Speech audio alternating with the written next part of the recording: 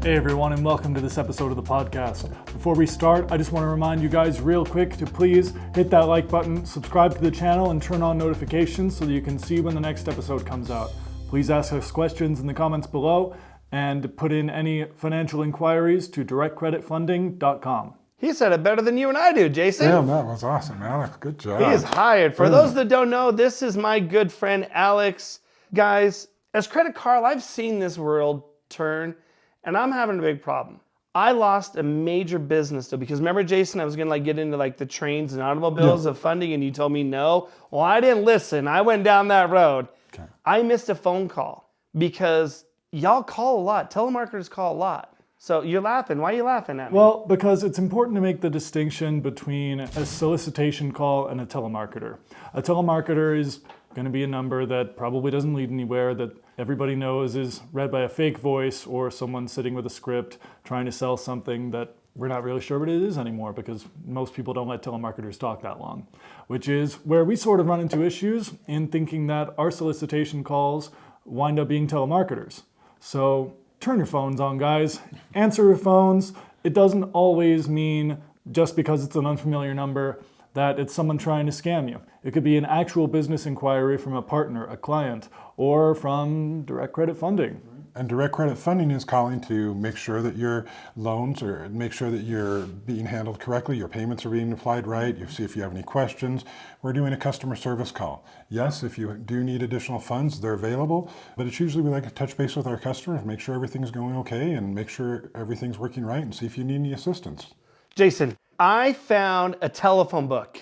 Do you know what that is? I do know. This thing is so cool, man. Not many people know what they are anymore. They used to get delivered to your house. This big book would come to your house, and that was the only way you could find all the other businesses in the neighborhood, is you would have to flip through this book alphabetical to find all of your businesses. And the only way to get hold of them was to call them, and they had to answer, because that was the only other way you could find people. It's not like today where we have all these other options of email, phone, voice messages, all the other marketing options that we have now. It was very old school, as we would call it. And it was very old school. Anyway, tell me about your phone book. So my grandma used to sit on this when she would drive. I thought it was funny. But I saw an old ad for funding companies. So it made me start thinking, this is why I brought Alex on, because I know that Alex calls vendors and he tries to make sure the deals get completed, because sometimes there's, what do you call that? You get some paperwork that is a little late, like you need something. What is that called? Like your social security number? What do you need for my business? What do I need from your business? Yeah, like those paperworks. What do you call them? Applications. I need an application? Yeah. So you call them to get that. But Yep. Jason, back in your day, there was no internet. There was nothing. Right. So what was the phone book for? The phone book was how you would find other businesses to go relate to and talk to and find and solicit and see if they had a need for it. It was very old school. It was, hey, Mr. Johnson, how are you doing at Johnson Records? How's business going? We talk about how the business is growing and expanding or in the cycle that it's in, and then move the discussion from there on to, do they have any other needs? What would help them grow the most at this point in time? Would some new equipment? Would a cash infusion? Would a real estate loan? Whatever that conversation evolves into. But it was just picking names and numbers out of the phone book and going through them one by one and having those conversations with those customers, with those business owners. They answered their phones. It's not like today where people don't answer their phones anymore because we didn't have all the voice messages and all the technologies that we do now. Well, that's what Alex and I were talking off the screen, because ain't no one going to see Credit Carl in the video except for that little cute boy right there. But I was thinking is, why don't we use the telephone anymore? And Alex was telling me, you were saying something about this Instagram, what? Carl, are you talking about Instagram? Yeah, that thing. Carl. You said businesses are on that. So how is that different and better than a phone book nowadays? In a way, Instagram and social media is the modern phone book. Social media has very widespread business applications, and business owners have known this for a long time. Social media is a great tool that we use to get in touch with our customers, our vendors, our lending partners, or people we meet out in the field, networking and meeting local business owners. And usually what we try to find out from our business owners is how they want to be communicated with, because most business owners and professionals have either a preferred method. They either want an email, I prefer email, or text is actually better for me. Voicemails just don't work for me so much, and a lot of business owners are like that. This is something that varies from business owner to business owner. This is actually a great way social media can come in handy. A lot of people put in their bio which way they prefer to be contacted. Something we'd like to know from our audience members, and please let us know through the comments, is what is your preferred method of communication from a finance company? How do you want to be communicated with to transfer information back and forth? When you email me, Jason, I hit delete. I like when you text me though, because I grew up with pagers. Carl, you don't even let it go to spam. Wait, pagers? Yeah, you remember the pager 911 143? Oh, that was way before his time. Oh, We would text You're a people. young buck. We would text them, and they would show up on their little pager thing. And then if it was important, you would have to send your number. You couldn't say anything else. And that's how we learned to start spelling our messages. What? Is because you can write, with a calculator, you yeah. can write messages. So you'd write your phone number or a message like 911 or 7-Eleven, meet me at the corner. Yeah, that's how text messaging was started as our pager. 202 meant 20 minutes. So what Credit Carl's hearing is that, listen, y'all need to answer your phones because phone calls are important. Because I know, Alex, I don't want to spill the tea a little bit, but I heard from a little bird that there was a deal that didn't get done because you tried calling the vendor and the customer and you needed the applicant thing again. What'd you call that? The application, yeah. Yeah, that's what I said, the application. You need that application and they didn't sign it. And so the deal went sour. Unfortunately, there's been a few where I'll get in touch with the customer, I'll get their application on the way via email, and I'll make calls to find out, hey, where's this application at? Do you still want to move forward? How's your life? How's your wife? How are your kids? And Well, because we're family here, DCF. exactly. So we want to check on them and make sure where they're at, and sometimes they just Drop off the radar, and it happens, and that's why it's so important as a business owner to be ready to answer your phone. So Jason, I was thinking about this when I saw this phone book. Mine's yellow, by the way. Are there different ones? I heard there was like a white page. I heard they have yellow pages. What's that about? White The pages? phone book, depending on your city. So the yellow pages is all of the businesses, and all the business. The So white did pages. DCF have a yellow page? I did have a yellow page way back when we started. We had a yellow page.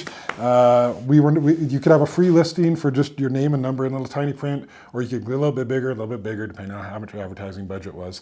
Anyway, in the yellow pages, that was all the business owners, and you'd look it up by dry cleaners. And that's why it was really important back in the day that a lot of businesses would begin their names with A or AAA, because they wanted to be the first of that, because there'd be 25 dry cleaners in your city, and people just go through and they pick the first one or two. Mm-hmm. That's kind of what they've done with Google. Google's the new yellow pages. I would suggest this, because Credit Carl knows all the things, right, Jason? Of course he doesn't. You need to be answering your phones, but one thing that I do know with all your salespeople that you have, Jason, is you don't just call, you do email, and you do text. We do text. And you slide into the DMs, business relation-wise, and you make sure that people know that they're there. So before we wrap this up, is there any story that you have? Like, have you seen the change, Jason? What's happened from the yellow pages to the internet? How have you seen businesses change? And has that been communication-wise for the good or the bad? Has it become easier now? Or do you think if we went back to the old school way of calling, you'd get more deals? Because there's more businesses now than what there were in the 80s and 70s. But relatively speaking, do you feel that cold calling, and I don't like to use that word because I think there's a negative to the cold calling atmosphere, but I know that, Alex here does a lot of great when he reaches out to people. Right. It is in a sense a cold call, but like, is that still a healthy way to run your business and why they should answer their phones? Well, I feel like we're not doing a cold call when we're reaching out. We're doing a warm call. These are customers that this is a customer that we've already done business with. We're not just going to randomly. We don't do the whole go through the yellow pages thing. We speak with contacts that we've either worked with in the past or met in person.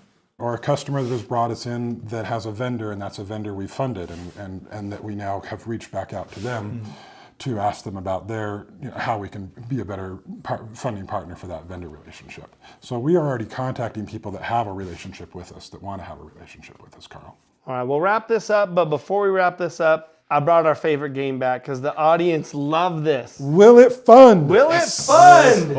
With Credit Carl, Jason, and Alex. All right, last Christmas, my lady, Mrs. Credit, Mrs. Carl. got me a drone. And then we went to an event where all these drones were flying. I swear, Jason, there were hundreds of them. Can you fund a drone? Believe it or not, we can. We just had a drone come in this week. It was for an aerial survey and mapping company in Louisiana. Those are nice. Yeah, and the drone itself was $33,000. So For a drone? For a drone, yeah, they're not these little budget things. This is a big thing that stays up for a long time and does some heavy duty work. Is it considered a camera or an airplane? This one is for mapping, so it's taking aerial photos, 3D topography, and land mapping for, I think they've got a contract with the USDA Forest Service is what they're doing there. Yeah, yeah. So if you Is need it- a is drone it- for your so if you business, have you a- can Is fund it it. classified as an aircraft? Is it classified as some other technology? And does it matter? It's not classified as an aircraft. You have to have a certain level of licensing and clearance from FAA, which you do have to have FAA clearance for these drones, but they're not classified as an airplane. They're classified as a flying piece of equipment. You know, they're just something that can go up in the air. We have funded this drone here recently. We actually also funded a drone for a farming operation that needed a drone it was sprayed crops and whatnot. So it doesn't just do videos. You can work from this machine in the air. That's so And cool. Just like we've talked about, Carl, if it has a legitimate business purpose for your business, then we will fund it, yes. I got two more. Ready? So X company was looking for 2 units, a 2008 Polar tanker trailer. What is that? Polar tanker trailer are the tanker trailers, the big silver chrome ones. Okay. And they usually have milk in them. Is probably the most common thing you Do see. they make chocolate milk in them? If you run over bumps and put chocolate in it, yeah, it probably will. Carl loves chocolate. So let me give you the deets and I'll Okay, so tell you what I think. two milk trailers. 2 milk trailers. So this business was formed in 2009, so that's a plus, I know that. Yep. The credit score is 554. I'm good with that. It was only $25,000. I'm gonna say it funded. That did not fund, Carl. What? That did not fund. I like the milk. I like the 9 years in business. I like the deal size for $25,000. I don't like the 556 credit score. That's going to be too low for us to do. We've talked about this. We need at least a 600 minimum. So let's credit ask the sales professional, Alex, if this were your client, what would you recommend them next? Because I know DCF's big on some education to get them funding later down the line. Absolutely. I would recommend they partner with a professional in order to build their credit up to where we need it. And we actually partner with a few credit repair firms here and there, but we can also recommend some other great partners as well. Awesome. Once they get done with the credit repair situation and their personal credit's improved, they can come back to us in 3 to 6 months, and then we can approve them for those 2 tractors. I got one more before we wrap this up. Okay. Alex had a big surprise he wanted to share with you. Spill the tea, Alex. What's the tea? What's the tea? You had a big deal. Chai means tea. Oh, do you want to talk about his new deal he got? Yeah. Oh, okay. So this new deal. Well, we came haven't yesterday. funded it yet, but Well, yeah, glad but- you've seen it. It's been on your desk. It's a new arcade equipment deal. It's for about $1.4 million. It's with one of the larger equipment dealers for arcades in the country. He's been in business So 2000, so we had a little bit of a deep dive interview with him. He's been in business since 2017 is when he started, and he has 3 trampoline parks. Right. And he has had 2 arcades, and this equipment is for new arcades that he's adding on. So he's opening up 4 new locations, looking for about what, $1.4 million. yeah. $1.4 million.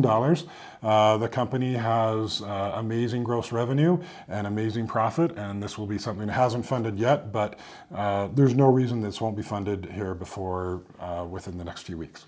Thank you all for that information. Until next time, Jason, where can they find you and ask their questions? You can find us here at the podcast, Direct Credit Funding with Jason. Please subscribe, hit the notifications. You can call us at 888-844-7676, and you can reach us on the website at directcreditfunding.com. And this has been Jason and Alex, and one of the best podcasts. And don't forget Credit Carl. Credit And Carl. of course, credit, Carl. We're out.